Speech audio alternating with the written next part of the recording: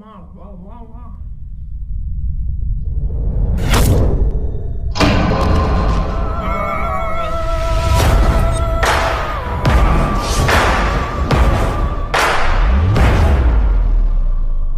Sorry case, இப்போதான் ஒரு விஷயத்தை நான் கண்டுபிடிச்சேன்.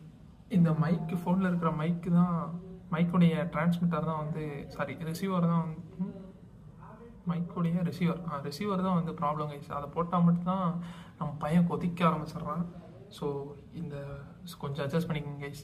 வாய்ஸ் மட்டும் ரொம்ப கேவலமாக கண்ட்ராவியாக தான் இருக்கும், எனக்கே தெரியும். ஓகே பார்க்கலாம். ஓகே ஒரிஜினல் வீடியோ கிடைக்கல, சாரி, இந்த மனுஷன்